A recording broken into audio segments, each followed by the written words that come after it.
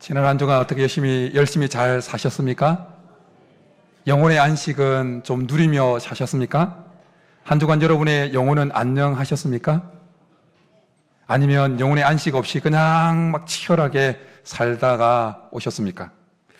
열심히 살아야지, 아직도 나는 부족해, 더 노력이 필요해, 이렇게 경쟁사회에서 살아남기 위해서 많은 사람들이 하루에도 수십 번 이런 말을 자기 속에서 되뇌며 살아갑니다. 그런데 이상합니다. 그렇게 경쟁사회에서 뒤처지지 않기 위해서 최선을 다해서 자기에게 스스로 채찍질을 하면서 달려갈수록 몸은 더 무거워집니다. 영혼은 더 텅 비어갑니다. 기도는 감격이 없습니다. 예배가 그냥 의무적인 익숙한 의무로 전락하게 되어집니다. 예배를 드려도 그냥 공허합니다. 하루를 버텨낸 것에 감사하기보다는 내 삶은 왜 이렇게 풀리지 않는 건가? 자기 비난에 대한 감정이 그 마음을 가득 채우게 되어집니다. 예전에 한번 소개했던 책, 독일에서 활동하고 있는 제독 한인 철학자인 한병철 씨가 쓴 피로사회라고 하는 그 책에서 한병철 씨는 이 사회를 이렇게 설명을 했습니다. 우리의 오늘의 사회는 억압사회가 아니라 성과사회다. 우리는 외부의 명령이 아니라 스스로를 쥐어짜는 자기 착취의 노예가 되었다. 노동사회, 성과사회는 자유로운 사회가 아니며 계속 새로운 강제를 만들어낸다. 예전에는 우리는 누군가의 강요에 의해서 일을 해야만 했습니다. 근데 요즘 사회는 그렇지 않다는 거예요. 자기 스스로 동기부여를 하고, 자기 스스로 계획을 짜고, 자기 스스로 목표를 정하고, 더 높은 목표를 정하고, 자기 스스로 계속 자기 삶을 체크하면서 자기에게 스트레스를 계속 부여하면서 살아간다는 것입니다. 그 결과 많은 사람들이 우울보다는 탈진에 가까운 삶을 살아가게 되어집니다. 그래서 더 이상 감정이 터치되지 못합니다. 기쁨도 슬픔도 분노도 그 안에서 작동하지 않습니다. 우리는 지금 열심히 살아가고 있는 것 같지만 사실은 오래전부터 지쳐있는 상태로, 탈진한 상태로 살아오고 있는지도 모릅니다. 그리고 그렇게 탈진한 상태에 있는 우리에게 주위에 있는 사람은 더 열심히 해라, 더 힘내라고 말합니다. 그런 말은 우리의 영혼을 더 광야로, 더 탈진하게 만드는 광야로 몰아넣습니다. 이런 시대를 살아가는 우리들에게 오늘 엘리야가 고백했던 그 솔직한 고백은 우리의 마음을 잘 대변해 준다고 생각되어집니다. 4절에서 엘리야는 이렇게 고백하지요. 여호와여 넉넉하오니 지금 내 생명을 거두시옵소서. 내 생명을 취해달라고 그렇게 고백합니다. 오늘 보면 바로 앞인 열왕기상 18장에서 보면 엘리야는 엄청난 영적 승리를 거두었습니다. 바알 선지자 450명과의 불의 대결에서 정말 상상할 수 없는 승리를 거두었죠. 하늘로부터 하나님의 불이 임했습니다. 백성들이 이구동성으로 여호와 하나님만이 참 하나님이다, 참신이다 고백을 했습니다. 450명의 바알 선지자들을 다 죽여버렸습니다. 엘리야는 그동안 북이스라엘 왕이었던 아합과 그의 왕후 이세벨의 집요한 추격을 받으면서 도망신세였습니다. 왜냐하면 그 북이스라엘 아합 왕과 이세벨이 바알이라고 하는 우상을 미는 우상 숭배를 국가적인 정책으로 밀고 있었기 때문이었습니다. 그래서 여호와 하나님을 섬기는 선지자들은 죽임을 당하고 바알 선지자들은 계속 국가적인 지원을 받으면서 승승장구했습니다. 그렇게 엘리야는 그리스 시냇가로 그리고 사르밧 가부 같은 그 가부 집을 전전하면서 추격을 피해서 살아오고 있었습니다. 그런데 갈매산에서 아합이 보고 있는 앞에서 영적 승리를 거두게 되어진 것입니다. 여호와 하나님만이 참신인 것이 드러난 것입니다. 그러니 이제는 더 이상 아합과 이세벨의 집요한 추격을 받지 않아도 된다는 그 안도감과 승리의 기쁨이, 기대감이 엘리야 마음에 가득 찼을 것입니다. 하늘에서 응답하신 하나님의 그 불로 인한 승리의 감격이, 어느 누구도 느낄 수 없는 그 승리의 감격이 엘리야의 마음을 꽉 찼을 겁니다. 축구를 좋아하시는 분들은 지난주 유럽에서 들려온 소식에 흥분하고 좋아했을 겁니다. 뭡니까? 손흥민 선수가 속해 있는 그 토트넘 팀이 유로파 리그에서 우승을 한 것입니다. 17년 만에 무관에서 탈출하고 41년 만에 유럽 정상에 올랐다는 소식이었어요. 손흥민 선수는 팀의 주장으로서 그 팀을 이끌면서 10년 동안 무관이었습니다. 그냥 관이 없었어요. 그럴 만한 의미 있는 관이 없었어요. 그럼에도 불구하고 그 자리를 계속 지켜왔어요. 그리고 마지막 승리 종료 휘슬이 확 울리자 그냥 그라운드에 확 감격해서 감정이 북받쳐서 엎드리더라고요. 그리고 더 감동적인 장면은 아버지랑 확 포옹하면서 그냥 복받쳐서 눈물을 흘리는 그 장면이었어요.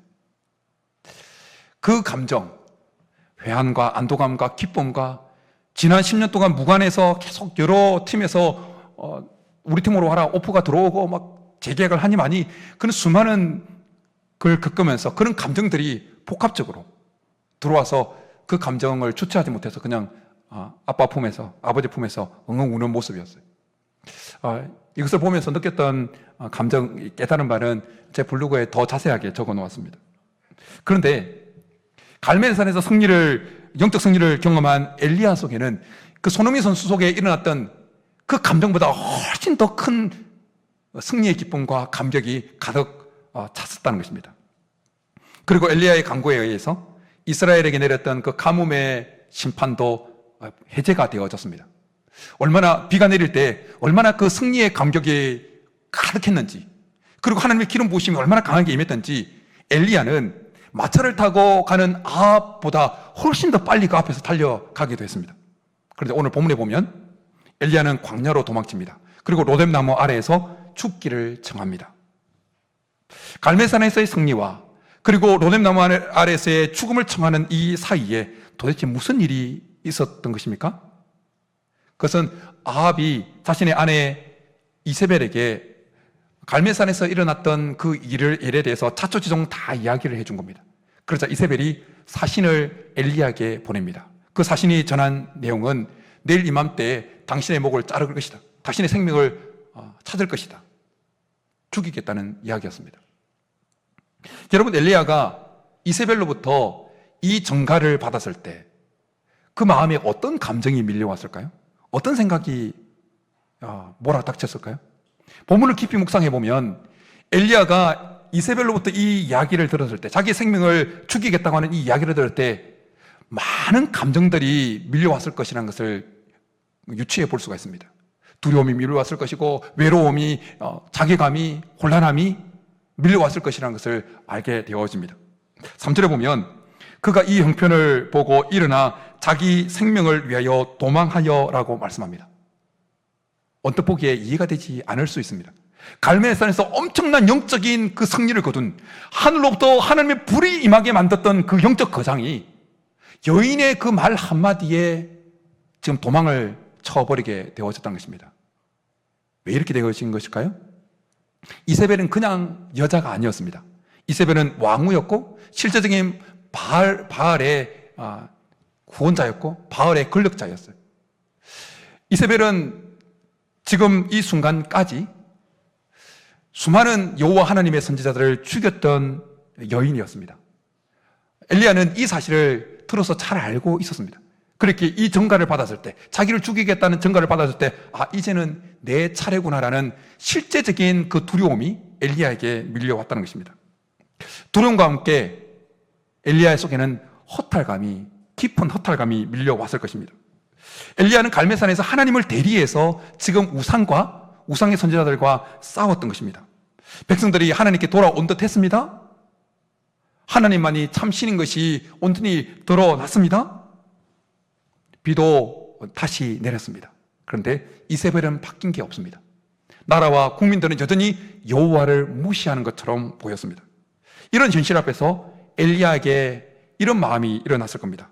내가 목숨 걸고 싸웠는데 바뀐 것은 하나도 없네?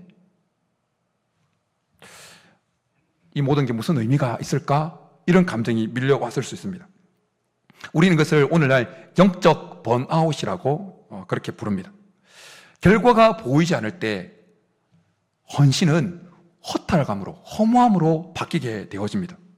혹시 여러분들 중에 그냥 그만둬야겠다, 그만두고 싶다라는 그런 감정을 경험하셨던 분이 있으십니까? 두려움과 깊은 허탈감과 아울러서 엘리야가 이세벨의 이야기를 들었을 때 그에게는 아주 심각한 외로움과 고립감이 밀려왔을 것입니다. 10절에 넘어가 보면, 우리가 읽지 않았지만 계속 읽어 내려가 보면 엘리야는 하나님 앞에서 이런 고백을 합니다. 10절에서 오직 나만 남았거늘 그들이 내 생명을 찾아 빼앗으려 하나이다. 이 말은 단지 내가 유일한 선지자입니다라는 고백보다는 나만 이렇게 뚝 떨어졌다라는 감정의 절규였습니다. 왜 나만 이렇게 싸워야 되는 건가? 다른 사람들은 어디 갔는가? 하나님은 보호하신다고 그러더니 나를 이렇게 그냥 내동댕이 쳐버리시는 건가? 이런 깊은 외로움이, 고립감이 그에게 밀려왔다는 것입니다. 백성과 하나님과 우상을 섬기는 백성들 사이에 힘겹고 지친 그 중재자로서 계속해서 끝까지 살아왔는데, 이세벨로부터 들은 이 한마디 말이 엘리야의 정신을 완전히 무너뜨리게 만드는 트리거가 되었다는 것입니다. 그렇게 두려움과 깊은 외로움과 깊은 허탈감은 결국 엘리야 속에 하나님의 계획, 자기를 부르신 하나님의 계획에 대한 혼란까지 일으켰을 가능성이 많습니다. 하나님께서 나를 왜 이렇게 부르셨는가? 그래서 엘리야는 결국 광야로 도망쳤고 그 로뎀나무 아래에서 죽기를 청했다라는 것입니다. 얼마나 힘들었으면, 얼마나 그 영혼이 탈진된 상태였으면 이렇게까지 했을까요? 그런데 오늘 우리가 보게 되어지는 이 엘리야의 모습과 엘리야 속에 일어났을 법한 이런 감정들은 엘리야 속에만 나타났던 것이 아니라는 겁니다. 우리가 이 세상을 살아가면서 경쟁사에서 뒤처지지 않기 위해서 살아가면서 우리에게도 나타나는 모습이고 우리의 감정 속에도 찾아오는 감정일 수 있다는 것입니다. 엘리야가 엄청난 갈멜산에서 승리 이후에 그 마음에 허탈감이, 허무가 밀려왔던 것처럼 우리도 교회에서나 직장에서나 사업장에서 어떤 큰 행사를 치르고 난 다음에, 어떤 큰 일을 이루고 난 다음에, 성공적으로 이루고 난 다음에 그 마음에 감사보다는 뭔가 허무감이, 허탈감이 밀려올 때가 있다는 것입니다. 그럴 때 나만 왜 이렇지? 다른 사람은 다 좋아하는 것 같은데 왜 내 마음은 이렇게 허전하지? 이런 감정이 밀려올 때가 있다는 것입니다. 엘리야처럼 가장 깊은, 가장 절정에 이르고 난 다음에 그 위에 가장 깊은 허무감이 밀려올 때가 있다는 것입니다. 혹시 여러분 중에 큰 일을 치르고 난 다음에 깊은 우울을, 허무감을 경험하신 분이 있으십니까? 엘리야는 하나님의 일을 했고 그만큼 백성들로부터, 많은 사람들로부터 그만큼의 기대를 했을 겁니다. 그런데 그에게 돌아온 것은 뭡니까? 이세벨의 살해의 위협이었습니다.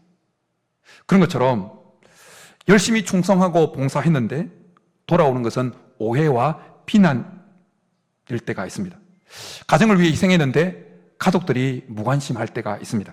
목장에서 섬겼는데, 열심히 섬겼는데 관계에 갈등이 생기고 실망감만 남을 때가 있습니다. 그때 우리는 스스로에게 이런 말을 합니다. 내가 왜 괜히 목자를 한다고 해서 이렇게 힘들어하는가? 내가 바보처럼. 스스로에게 이런 감정이 들 때가 있다는 것입니다. 이런 감정을 느껴보신 분들이 있으십니까? 엘리야가 그랬던 것처럼 나는 열심히 하나님을 위해 싸웠지만 아무것도 변하지 않았다고 느끼는 것입니다.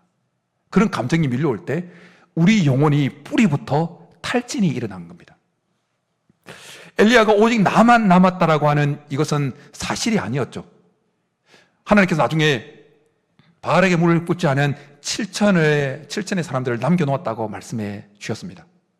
그런데 7천을 남겨놓았지만 지금까지 오면서 엘리야는 한 명도 보지 못했습니다. 엘리야는 자기 혼자인 것처럼 느꼈습니다.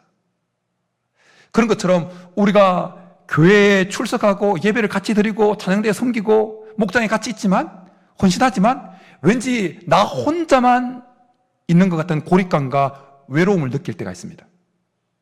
다른 사람은 나만 싸우는 것 같으면, 나만 헌신하는 것 같은, 나만 열심히 하는 것 같은 느낌을 받을 때가 있다는 것입니다. 여러분도 그런 경험을 느껴보신 적이 있으십니까? 여러분들은 언제 가장 외롭고 고립감을 느끼십니까? 그런데 오늘 중요한 사실은 하나님은 그렇게 두려움과 깊은 허탈감과 외로움과 하나님의 계획에 대한 그 혼란으로 자기를 죽여달라고 간구하는 엘리야를 책망하시지도 않고 다그치지도 않는다는 것입니다. 이것이 참으로 은혜가 되어집니다. 오히려 천사를 보내어서 그를 어루만져 주십니다. 위로해 주십니다. 5절에 보면 엘리야에게 보내진 그 천사는 그 로뎀 나무 안에서 지쳐서 탈진해서 잠들어 있는 그 엘리야를 어루만져 줍니다. 하나님은 천사를 통한 어루만짐을 통해서 엘리야의 지치고 탈진한 영혼을 지금 회복하기 시작하셨다는 것입니다. 하나님은 말씀으로 먼저 하지 않으셨어요. 그냥 다가가셔서 조용히 그를 어루만져 주신 것입니다. 이것이 우리에게 큰 위로가 되어집니다. 우리가 기도할 힘조차 없을 때, 찬양할 마음조차 없을 때, 우리에게 예배가 전혀 위로가 되지 않을 때 하나님은 우리에게 먼저 다가오셔서 우리의 마음을 어루만져 주십니다. 우리 하나님은 회복의 하나님이십니다. 하나님 이 시간에도 그냥 우리의 마음이 어떠하든지 간에 하나님께서 우리에게 다가오셔서 우리의 영혼을 어루만져 주시기를 간절히 축복합니다. 우리의 마음이 그냥 닫혀 있어도 하나님께서 강제적으로 우리의 마음을 여셔서 다가오셔서 우리의 마음을 어루만져 주시기를 간절히 축복합니다. 계속 이어지는 6절에 보면 천사를 통해서 단순히 어루만지고 말씀하는 차원을 넘어서 엘리야에게 필요한 떡과 물을 제공하게 되어집니다. 지쳐 누워있는 엘리야 머리맡에 떡과 물을 가져다 둔 것입니다. 하나님께서는 아무것도 먹지 못하고 허기지어서 축 처져 있는 엘리야가 먹고 실제로 육신까지 힘을 얻을 수 있도록 먹을 것을 공급해 주신 것입니다. 하나님은 이전에도 엘리야에게 일용할 양식을 까마귀를 통해서 사라바 가부를 통해서 먹을 것을 계속 공급하셨죠. 그런데 이번에는 기적적으로 초월적인 존재인 천사를 동원시켜서 먹을 것을 공급하는 것을 보게 되었습니다. 그런데 엘리야가 하나님께서 공급하신 그 떡과 물을 마시고 어떻게 행동합니까? 벌떡 일어났습니까? 아니요, 다시 누웠습니다. 이것이 무엇을 의미하겠습니까? 그만큼 엘리야가 지쳐 있었다는 것입니다. 그만큼 영혼이 탈진된 상태였다는 것입니다. 여러분, 우리의 마음이 그냥 처져 있으면 몸을 가누지를 못합니다. 우리가 경험해봐서 하지만 마음이 실망감으로 영혼이 막 탈진돼 있으면 먹어도 먹은 것 같지가 않습니다. 힘이 생기지 않아요. 그냥 다 널브러져요. 막 몸이 착 깔아집니다. 계속. 그런데 이 이후에 보이는 하나님의 그 모습이 참 우리에게 위로가 되어집니다. 먹었으면 일어나야지 이놈, 그게 아니라 쫙 쳐져 버렸는데 또다시 천사를 보내어서 엘리야를 어루만져 주십니다. 하나님은 엘리야가 회복되어지는 그 시간까지 계속해서 기다려 주신 것입니다. 다그치지 않고 엘리야의 회복 속도에 맞춰서 하나님은 계속해서 옆에 있어주면서 어루만지시면서 그의 탈진한 영혼을 계속해서 회복시켜 주고 계셨다는 것입니다. 그리고 그를 깨우는 말도 따뜻했습니다. 일어나 먹으라, 내가 갈 길을 다 가지 못할까 하노라. 일어나라는 그 말은 책망이 아니었습니다. 따뜻한 영혼의 돌봄을 위한 초청이었습니다. 왜 자고 있느냐? 이것이 아니었다는 것입니다. 오래전 광야에서 생활하던 이스라엘인들에게 만나를 먹이시면서 40년간 그들을 인도하셨던 하나님처럼 이 엘리야에게 하나님께서 어루만지시고 먹이시고 하면서 엘리야를 회복시켜 주셨던 것입니다. 엘리야는 로뎀 나무 아래에서 죽기를 청했는데 하나님은 그 바람대로 하지 아니하시고 그를 어루만져 주시고 회복시켜 주시고 먹을 것을 마실 것을 공급하시면서 그에게 기운을 차리도록 해 주십니다. 그리고 엘리야가 일어나서 그 다음부터 죽여달라는 말을 한 번도 하지 않습니다. 오늘 본문 8절에 읽어보면 일어나 먹고 마시고 그 음식의 힘을 의지하여 40주 40야를 가서, 무슨 말입니까? 40일간 잠도 안 자고 내리 달렸다는 거예요. 그 힘이 하나님께서 주신 힘이었다는 겁니다. 한 남자가 있었습니다. 그는 아침부터 밤까지 열심히 일을 했습니다. 시간에 쫓기고 사람들의 기대에 쫓기고 성과에 목매어 살아왔습니다. 누군가는 그의 삶을 보면서 성공한 인생이라고 그렇게 말했습니다. 그렇지만 그의 마음은 점점 텅텅 비어갔습니다. 어느 날 자다가 문득 잠을 깼습니다. 목이 쪼여오는 것 같고 심장이 멎을 것 같아서 잠을 깼습니다. 순간 자기가 누구인지, 자기가 지금 어디 있는지조차 낯설고 알 수가 없는 상태였습니다. 심각함을 깨닫고 그 다음날 병원을 찾아갑니다. 노 의사가 뜻밖의 이야기를 그 남자에게 해줍니다. 당신의 영혼이 당신을 따라가지 못하고 길을 잃었습니다. 너무 빨리 달린 겁니다. 영혼은 당신을 잃었고 지금 어디선가 당신을 찾고 있을 겁니다. 남자가 그 이야기를 듣고 멍해졌습니다. 얼마나 바쁘게 살았던지 자기 영혼을 돌볼 겨를도 없이 살아왔던 것입니다. 그렇게 멍해 있는 그 남자에게 의사가 계속해서 이런 이야기를 해줍니다. 자기만의 조용한 장소로 가서 기다리세요. 영혼은 당신을 향해 다시 오고 있을 것입니다. 그래서 남자는 자기 직장을 내려놓고 도시 외곽에 있는 오두막에 들어가서 그냥 기다립니다. 몇 시간을 기다립니다. 아무 하는 일 없이 며칠을 기다립니다. 몇 달을 기다립니다. 계절이 여러 번 바뀌도록 계속해서 기다립니다. 그러나 어느 날 오후에 인기척 소리가 들립니다. 고개를 들어보니 그 앞에 자기의 영혼이 지친 어린아이 모습으로 서 있습니다. 그 영혼의 눈에는 먼지가 가득 서 있고 손에는 상처가 가득했습니다. 그리고 헐떡거리는 그 영혼이 이렇게 말을 내뱉습니다. 드디어. 폴란드 소설가 올가 토카르축의 잃어버린 영혼이라고 하는 그 어린이 동화 같은 그림책에 나오는 내용입니다. 잃어버린 영혼에 등장하는 이 현명한 의사는 우리의 영혼을 돌보는 참된 의사이신 우리 주님을 상징적으로 떠올리게 합니다. 그 남자가 찾아간 노 의사는 그냥 단순히 진찰하고 약을 처방하는 것이 아니었습니다. 당신의 영혼이 지금 길을 잃었다. 당신이 기다려야 된다. 조용한 곳으로 가야 된다. 그렇게 처방을 해 준 것입니다. 이것은 마치 하나님께서 우리에게 말씀하시는 말씀처럼 들립니다. 잠시 멈춰라. 지금 너의 영혼이 너 안에 살아있느냐? 아니면 영혼을 잃어버렸느냐? 우리에게 물으십니다. 너가 지금 너무 빨리 달려온 것 아니냐? 라고 말씀해 오는 하나님의 음성처럼 들립니다. 우리는 흔히 하나님을 행동을 먼저 요구하시는 하나님으로만 생각하는 경향이 있습니다. 기도해라, 전도해라, 봉사해라, 헌신해라. 그렇게 행동만을 요구하시는 하나님으로만 생각합니다. 그러나 사실은 하나님은 먼저 우리에게 치료하시는 하나님으로 다가오십니다. 여호라파, 나는 너를 치료하는 하나님이라 말씀해 오십니다. 하나님은 우리를 탈진한 우리의 영혼을 어루만지셔서 회복시켜 주고 싶어 하시는 하나님이십니다. 그 글 속에 잃어버린 영혼이라고 하는 그 글 속에 등장하는 노 의사는 남자에게 속도를 주기라고 조용한 자기만의 장소로 가서 영혼을 기다리라고 말합니다.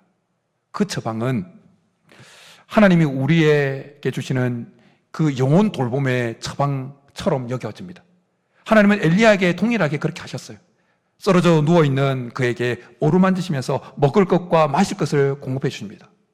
그리고 기다려 다그치지 아니하고 그가 회복되어지는 순간까지 계속해서 옆에서 기다려 주셨다는 것입니다. 하나님은 단순히 다시 사명의 자리로 향해서 달려가라고 다그치신 분이 아니었다는 것입니다. 하나님은 우리의 영혼이 회복될 때까지, 우리가 잃어버린 영혼을 다시 되찾을 때까지 옆에서 기다려 주시는 분이십니다. 성경에 보면 하나님은 우리의 영혼을 돌보실 때 말보다는 심령을 어루만지심으로, 촉박한 명령보다는 기다림으로, 그리고 정죄보다는 식탁으로 다가오시는 것을 보게 되었습니다. 다윗에게는 푸른 초장 실만한 물가로 다가오셨습니다. 다윗이 시편 23편에서 우리가 잘 아는 대로 그가 내 영혼을 소생시키시며 라고 고백을 합니다. 하나님은 다윗의 영혼을 어루만지시면서 그의 탈진한 영혼, 지친 영혼을 회복시켜 소생시켜 주셨다는 것입니다. 실패하고 낙심해 있던 베드로에게 예수님은 불가에 차려진 조반으로 다가오셨습니다. 3번 부인하고 그냥 영혼이 너덜너덜해진 그 베드로에게 주님은 다가오셔서 꾸짖지 않으셨습니다. 따뜻한 조반을 그에게 건네시고 그의 영혼을 탈진하고 지친 영혼을 베드로의 영혼을 어루만지십니다. 그리고 그 마음에 다시금 힘을 북돋아 줍니다. 베드로는 이것을 경험하고 훗날 성령의 감동하심을 입어서 베드로후서를 기록하면서 베드로후서 3장 9절에서 이런 말씀을, 자기의 경험을 살려서 이렇게 말씀을 해줍니다. 주의 약속은 어떤 이들이 더디다고 생각하는 것 같이 더딘 것이 아니라 오직 주께서는 너희를 대하여 오래 참으사 아무도 멸망하지 아니하고 다 회개하기에 이르기를 원하시느니라. 자기에게 오래 기다려주셨던 그 예수님의 사랑, 그걸 경험이 베드로의 뼛속까지 남아있었던 것입니다. 성령 감동심을 입어서 기록하면서 이것을 녹여서 기록했던 것입니다. 영혼의 갈증을 해결하지 못해서 이 남자 저 남자 만나고 다니다가 결혼하다가 영혼이 그냥 너덜너덜해진 그 사마리아 여인에게 예수님은 정오의 우물가의 대화로 다가가십니다. 그 여인의 갈증을, 고민을 그대로 있는 그대로 받아주시고 생수의 강으로 참된 예배로 초청하십니다. 정오의 우물가의 대화는 그 너덜너덜해진 그 사마리아 여인의 영혼을 어루만지시는 하나님의 손길이었습니다. 사랑하는 성도 여러분, 하나님께서는 지친 엘리야를 어루만지셨던 그 손길로 오늘 시간 우리를 어루만지기를 원하십니다. 지금 너가 너무 빨리 달리고 있는 것은 아니냐? 너의 영혼이 너 안에서 정말 살아있느냐? 혹시 잃어버린 상태에 있는 것은 아니냐? 이제는 좀 멈춰서서 내가 너의 영혼을 회복시켜 주고 싶어. 하나님은 우리를 초청해 주고 있습니다. 엘리야에게 말씀하셨던 그 말씀이 오늘 우리에게 주시는 하나님의 음성입니다. 일어나 먹으라. 내가 갈 길을 다 가지 못할까 하노라. 우리가 달려갈 인생길이 얼마나 멉니까? 우리가 달려갈 믿음의 길이 얼마나 험난합니까? 하나님은 우리가 지쳐있는 이 상태로는, 영혼이 지쳐있는 상태로는 우리 앞에 있는 그 인생길을 다 달려가지 못할까봐, 우리 앞에 놓이는 믿음의 길을 다 달려가지 못할까봐 오늘 이 시간에 우리의 영혼을 어루만져 주시기를 원하신다는 것입니다. 우리 중에 기도할 힘조차 없다고 느끼시는 분이 계십니까? 은혜도 찬양도 예배도 전혀 마음에 감동으로 다가오지 않는 분이 계십니까? 왜 나만 이것밖에 안 되느냐고 그렇게 자문하고 있는 분들이 계십니까? 오늘 하나님은 우리의 영혼을 회복시켜 주고 싶어서, 우리의 영혼을 어루만져 주시고 싶어서 우리를 초청하고 계십니다. 오늘 함께 찬양하고 기도할 때 우리의 지친 영혼을, 탈진되어진 우리의 마음을 주님 앞에 내어놓고 하나님의 어루만짐을 경험할 수 있기를 축복합니다. 그러면 다시 회복될 줄 믿습니다. 엘리야가 하나님의 어루만지심을 받고 40주 40야를 그 앞에 달려갈 길을 끊임없이 달려갔던 것처럼 하나님 오늘 이 시간에 우리의 영혼을, 지친 영혼을, 탈진한 영혼을 어루만져 주시면 우리가 달려갈 그 인생길 앞길을 지치지 아니하고 끝까지 달려가고 우리 믿음의 길을 끝까지 완주하게 될 줄 믿습니다. 이런 은혜가 우리 모두 있기를 주님으로 축복합니다. 이 시간 우리 말씀 생각하면서 주 품에 하나님 나를 품으소서, 우리 말씀 생각하면서 우리의 영혼을 주님 앞에 내어놓으며 어루만져 주심을 경험하기를 소원합니다.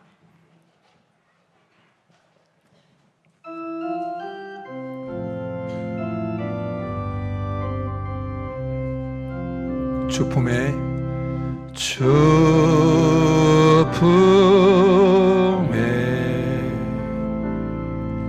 품으소서.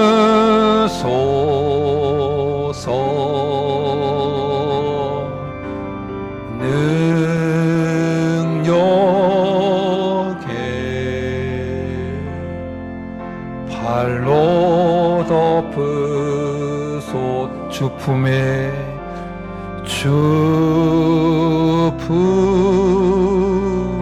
우리의 영혼을 하나님 손에 내어드리며 품으소. 어루만지심을 기대하며 능력에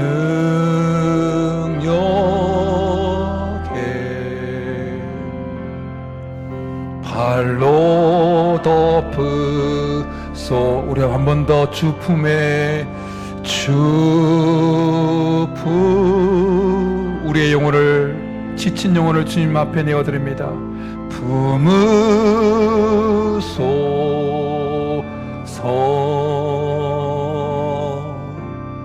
능력에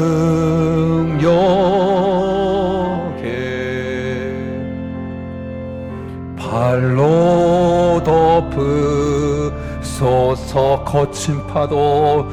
거친 파도 날 향해 와도 주와 함께 날아오르리. 폭풍 가운데 나의 영혼 잠잠하게 주를 보리라. 주님 안에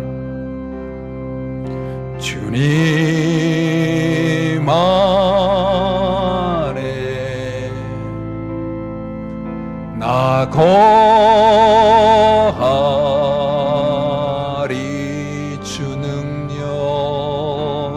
주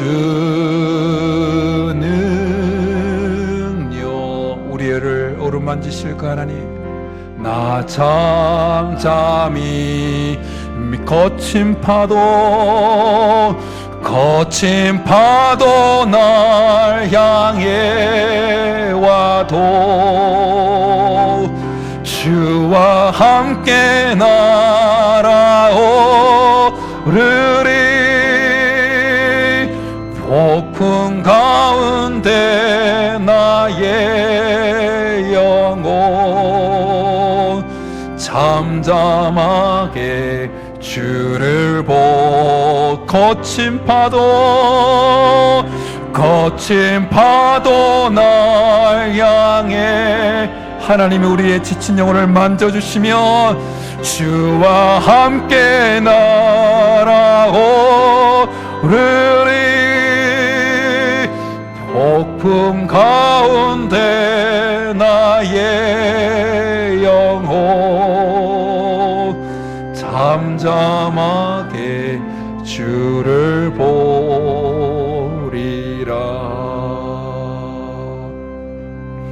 이 시간 말씀 생각하면서 오늘 시간에는 세게 크게 부르짖는 기도를 드리지 않겠습니다. 잠잠하게 하나님 앞에 1대1로 서서 잃어버린 영혼이라는 그 동화 같은 그 글에 나오는 그 남자처럼 하나님 앞에 나만의 장소에서, 나만 있는 그 장소에서 하나님이 다가오셔서 우리의 영혼을 어루만지시는 것을 기대하면서, 하나님, 제가 주님 앞에 단독자로 고독자로 섭니다. 나의 지친 마음을 어루만져 주옵소서. 경쟁사에서 살아남고자 몸부림칠수록 숨이 막힐 것 같고 강박이 밀려오는 것 같고 영혼이 어디론가 따라오지 못하고 있는 것 같은 나의 상태를 주님 앞에 그대로 가지고 나왔습니다. 내 영혼을 어루만져 주시고 엘리야를 만지셨던 그 따스한 손길이 이 시간 나의 영혼을 어루만져 달라고 이 시간 주님 앞에 잠잠하며 기도하며 나가겠습니다. 살아계신 하나님 아버지, 이 시간 나의 영혼을 주님 앞에 내어드리며 나갑니다. 경쟁사회에서 도태되지 않기 위해서, 살아남기 위해서 하나님 부단히 애쓰고 노력할수록 마음은 텅 비어가고 영혼은 지쳐가고 영혼은 탈진하였습니다. 엘리야를 어루만지셨던 하나님, 일어나서 먹으라. 내가 가야 할 길을 다 가지 못할까? 내가 염려된다. 우리 앞에 달려갈 인생길이 참으로 멀고 멉니다. 우리가 달려갈 믿음의 앞길이 너무나 멀고 멉니다. 지친 영혼 상태로, 탈진한 영혼의 상태로 달려갈 수 없음을 하나님이 너무나 잘 알아서 이 시간에 우리를 초청하고 계시는 하나님, 일어나서 먹으라. 엘리야를 어루만지셨던 그 하나님의 손길이 이 시간 사랑하는 성도들의 지친 영혼을 어루만져 주옵소서. 하나님, 이 시간에 오셔서 어루만져 주옵소서. 우리의 마음을 내어드립니다. 하나님이 도와주옵소서.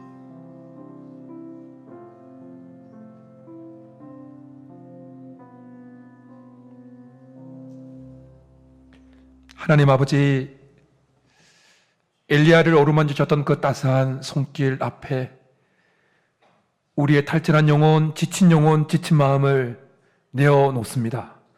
어루만져 주옵소서. 엘리야를 어루만지셔서 그에게 힘을 주시고 40주 40야를 달려갈 수 있는 힘을 허락하셨던 것처럼 오늘 시간 우리의 영혼을 어루만져 주셔서 우리 앞에 달려갈 인생길 끝까지 달려갈 수 있게 도와 주옵소서. 우리 앞에 놓이는 이 믿음의 길, 험난한 이 믿음의 길을 끝까지 달려갈 수 있게 도와 주옵소서. 그렇게 해줄 줄 믿고 감사를 드리며 예수님의 이름으로 축복하며 기도드립니다. 아멘.